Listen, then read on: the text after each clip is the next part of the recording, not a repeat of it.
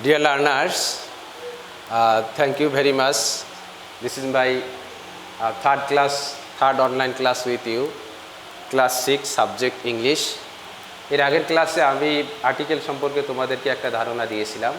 আশা করি আর্টিকেল সম্পর্কে একটা ভালো ধারণা পেয়েছো। আজকে আমরা তোমাদেরকে টেন্স নিয়ে একটু আলোচনা করব।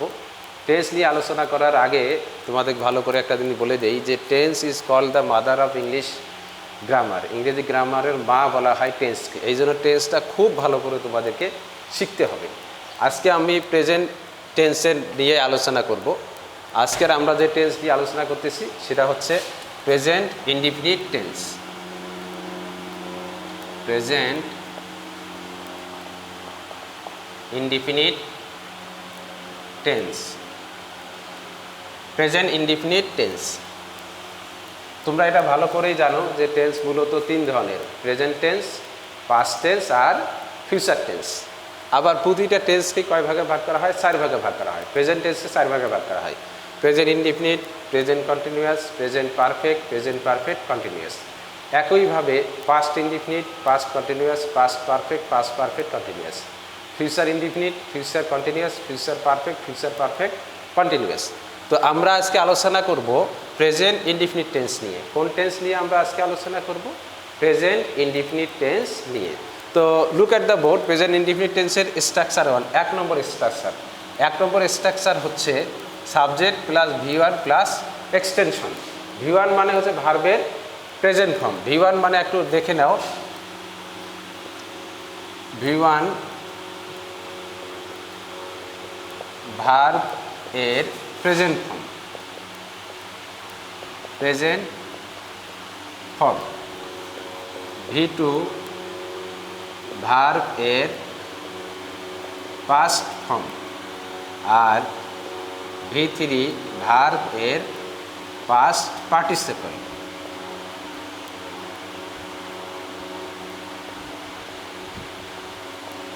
Past participle form. তাহলে V1 দ্বারা কি বোঝাবে? ভার্বের প্রেজেন্ট ফর্ম। V2 দ্বারা কি বোঝাবে? ভার্বের পাস্ট ফর্ম। আর V3 দ্বারা বোঝাবে ভার্বের past participle form.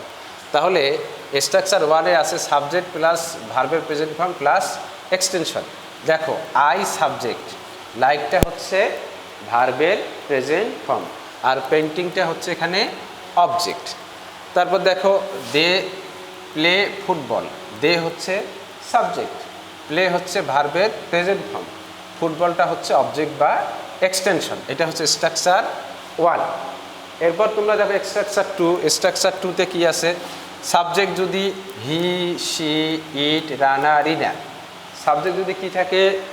He, she, it, Rana, রিনা এরকম থাকে। এগুলো সবগুলো দেখো কি থার্ড পারসন সিঙ্গুলার নাম্বার।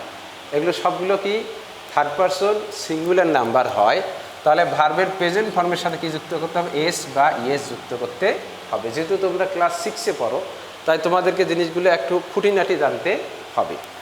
তাহলে দেখো, সাবজেক্ট যদি হি, শি, ইট, রানা, রিনা এরকম থাকে, তাহলে ভার্বের প্রেজেন্ট ফর্মের সাথে কি যুক্ত হবে? এস বা ইয়েস যুক্ত করতে হবে, তারপর এক্সটেনশন। তাহলে খেয়াল করে দেখো, he third person singular number, go মূল ভার্ব, তার সাথে কি যুক্ত হয়েছে? ES, goes. He goes to school every day. এরপর দেখো, শি রাইট, রাইট হচ্ছে মূল ভার্ব, তার সাথে কি যুক্ত হলো? S, she writes a letter. তারপর it third person singular number, it rains here, তার মানে কি এখানে বৃষ্টি হয়। ইট হচ্ছে সাবজেক্ট, রেইন হচ্ছে ভার্ব, হেয়ার কথাটা হচ্ছে এক্সটেনশন। তারপর দেখো, রানা হচ্ছে থার্ড পারসন সিঙ্গুলার নাম্বার, লাইকের সাথে কি যুক্ত হলো? এস যুক্ত হলো, রানা লাইকস ফুটবল। তাহলে তোমাদের এখন বিষয়টা ক্লিয়ার হয়েছে যে প্রেজেন্ট ইনডিফিনিট টেন্সে, আরেকবার আমি বলে দিচ্ছি, প্রেজেন্ট ইনডিফিনিট টেন্সে সাবজেক্ট যদি থার্ড পারসন সিঙ্গুলার নাম্বার হয়, তাহলে ভার্বের সাথে এস বা ইয়েস যুক্ত করতে হবে। আর থার্ড পারসন সিঙ্গুলার কোনগুলো? হি, শি, ইট, রানা, রিনা, অর্থাৎ যে কোনো নাম, এই যে কোনো নাম হচ্ছে থার্ড পারসন সিঙ্গুলার নাম্বার। তাহলে আমরা 2টা স্ট্রাকচার শিখলাম। এখন স্ট্রাকচার 3।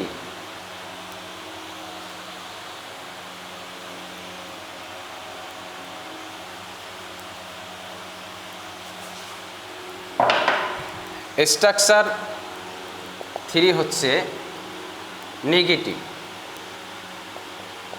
অর্থাৎ সেন্টেন্সটা যখন কি থাকবে, নেগেটিভে থাকবে, তখন তোমরা কিভাবে সেটা লিখবে, নেগেটিভ সেন্টেন্সগুলো কিভাবে লিখবে প্রেজেন্ট ইনডিফিনিট টেন্সে। Subject plus do not oblique does not plus V1 plus, তাহলে এখানে খেয়াল করে দেখো, যখন দেখবে প্রেজেন্ট ইনডিফিনিট টেন্সের নেগেটিভ আছে, প্রেজেন্ট ইনডিফিনিট টেন্সের কোন অংশে কোন সেন্টেন্সে আছে, নেগেটিভ সেন্টেন্সে আছে, তখন সাবজেক্টের পর তোমাদেরকে বসাতে হবে ডু নট অথবা ডাজ নট, তারপর ভার্বের প্রেজেন্ট ফর্ম, তারপর এক্সটেনশন। যেমন we do not hate the poor, we do not hate the poor, আমরা গরিবদেরকে ঘৃণা করি না। দেখো ওই সাবজেক্ট ডু নটটা দেখো সূত্র অনুযায়ী তোমরা ডু নট বসালে, সূত্রের মধ্যে যে ডু নট আছে সেই ডু নটটা তোমরা বসালে। ওই ডু নট হেডটা হচ্ছে মূল ভার্ব, এখানে ডুটা হচ্ছে অক্সিলারি ভার্ব, হেডটা হচ্ছে মূল ভার্ব। ওই ডু নট হেড দ্য পুয়ার। তাহলে সেন্টেন্সটা তোমাদের ক্লিয়ার। শি ডাজ নট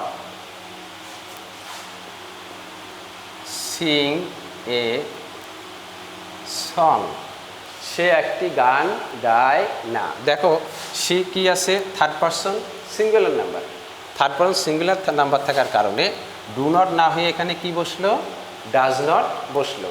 তাহলে she does not sing a song, she does not sing a song.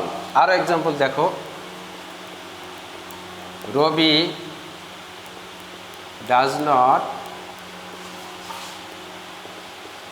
Like football, রবি কি পছন্দ করে না, ফুটবল পছন্দ করে না, অর্থাৎ ফুটবল খেলতে পছন্দ করে না। ঠিক আছে, আই ডু নট মিস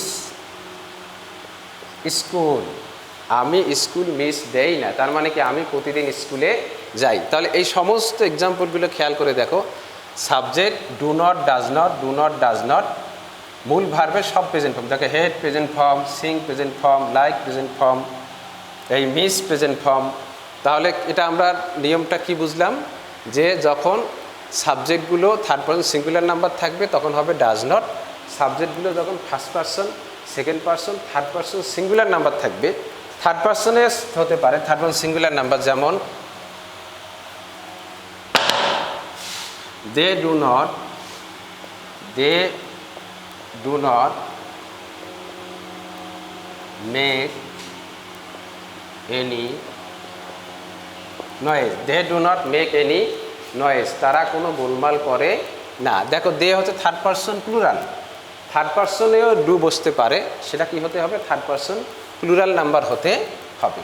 তাহলে তোমরা স্ট্রাকচার 3টা ভালো করে বুঝলে, এবার আমরা তবে স্ট্রাকচার 4 খুব ভালো করে এই লেকচারগুলো খেয়াল করে দেখবে, তাহলে টেন্স সম্পর্কে তোমাদের একটা সম্যক ধারণা পাওয়া যাবে। Structure 4, interrogative.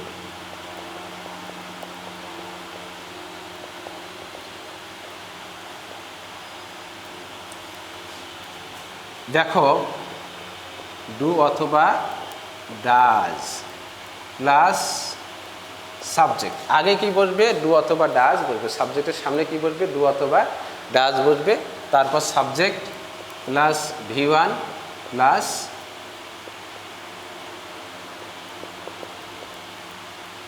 এক্সটেনশন। তাহলে দেখো যখন সেন্টেন্সটা ইন্ট্রোগেটিভে থাকবে, ইন্ট্রোগেটিভে থাকার সময় সাবজেক্টের সামনে কি বসবে, ডু অথবা ডাজ বসবে, তারপর সাবজেক্ট, তারপর ভার্ব, এক্সটেনশন। তবে এখানে একটা জিনিস মনে রাখতে হবে, ইন্ট্রোগেটিভ সেন্টেন্সের বেলায় সবার শেষে তোমাদের কি দিতে হবে, কোশ্চেন মার্কটা দিতে হবে। এই কোশ্চেন মার্কটা যদি তোমরা না দাও তাহলে কোনো নম্বর পাওয়া যাবে না, সেন্টেন্সটা ভুল হয়ে যাবে। যেমন দেখো do you go to school every day, তুমি কি প্রতিদিন স্কুলে যাও, তাহলে খেয়াল করে দেখো ইউ হচ্ছে সেকেন্ড পার্সন, তার সামনে কি বসলো do. Do you go to school every day, তুমি কি প্রতিদিন স্কুলে যাও। এরপর দেখো does she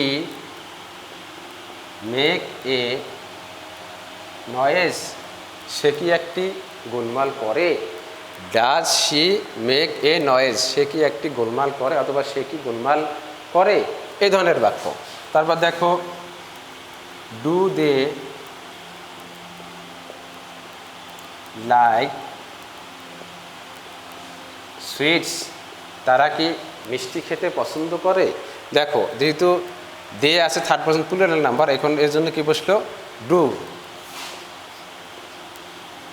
does she draw a picture, does she draw a picture, সে কি একটি ছবি আঁকে। তো এই যে সেন্টেন্সগুলো আমি লিখেছি সব সেন্টেন্সগুলো দেখো সাবজেক্ট এখানে দেখো ইউ, তার সামনে কি বসছে ডু। সাবজেক্ট এটা হচ্ছে শি, তার সামনে কি বসছে ডাজ। সাবজেক্ট এটা হচ্ছে দে, তার সামনে কি বসছে ডু। সাবজেক্ট কি এটা শি, তার সামনে কি বসছে ডাজ।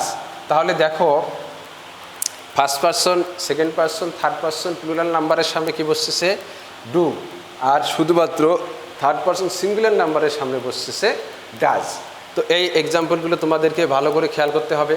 প্রেজেন্ট ইনডিফিনিট টেন্সটা তুমি যদি খুব ভালো করে জানতে পারো তাহলে অন্যান্য টেন্সগুলো তোমার জন্য জানতে সুবিধা হবে, আরও বুঝতে সুবিধা হবে। এই জন্য প্রেজেন্ট ইনডিফিনিট টেন্সটা আমি একটু বিস্তারিত তোমাদের আজকে স্ট্রাকচারগুলো দিলাম। এই স্ট্রাকচারগুলো বাসায় প্র্যাকটিস করবে। প্র্যাকটিস করলে তোমাদের নিজের যেমন ধারণা ভালো হবে, তেমনইভাবে তুমি যখন বই পড়তে যাবে, ভয়েস করতে যাবে, ন্যারেশন করতে যাবে, নানা ধরনের ইংরেজি গ্রামাটিক্যাল সলভ করতে যাবে, তখন এই ধারণাগুলো তোমাকে অনেকভাবে হেল্প করবে। তো আমি আশা করি তোমরা আজকের অনলাইন ক্লাসটা বুঝতে পেরেছো। সামনের দিন আরও টেন্স নিয়ে আমি তোমাদের সামনে হাজির হব। Until then, stay safe, stay happy. Thank you very much.